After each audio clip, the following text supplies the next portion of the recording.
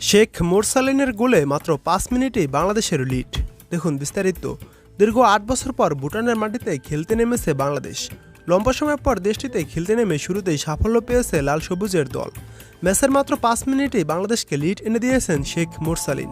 ভুটানের চাংমিথাং স্টেডিয়ামে আন্তর্জাতিক প্রীতি ম্যাচে স্বাগতিকদের বিপক্ষে মাঠে নেমেছে আজ বাংলাদেশ। ম্যাচের ৫ম মিনিটে রাকিব হোসেনের অ্যাসিস্টের ভুটানের জালে বল জালে জড়ান মোরসালিন। এই গোলে অবশ্য নেপালের গোলরক্ষকের ভুলটাই বড় ভূমিকা রেখেছে। মাঝমাঠ থেকে সতীর্থের বাড়ানো বল নিয়ে ডান প্রান্ত দিয়ে এগিয়ে যান রাকিব হোসেন। কর্নার লাইনের ঠিক আগে মোরসালিনের উদ্দেশ্যে বল ক্রস করেন তিনি। সরাসরি বল কাছে পৌঁছাতে পারেনি মোরসালিনের। নেপালের গোলরক্ষক বল সরাসরি হাত দিয়ে ধরে সেটাকে অন্যদিকে ঠেলে দেওয়ার চেষ্টা করেন, কিন্তু ক্লিয়ার করতে পারেন না। বল চলে যায় মোরসালিনের কাছে। ডিবক্সের মধ্য থেকে বল জালে জড়াতে ভুল করেননি তরুণ এই স্ট্রাইকার। প্রতিপক্ষের মাঠে শুরুর ৩০ মিনিট দাপুটে ফুটবল খেলেছে বাংলাদেশ দল। বেশ কয়েকটি আক্রমণ করলেও একটির বেশি গোল অবশ্য আদায় হয়নি।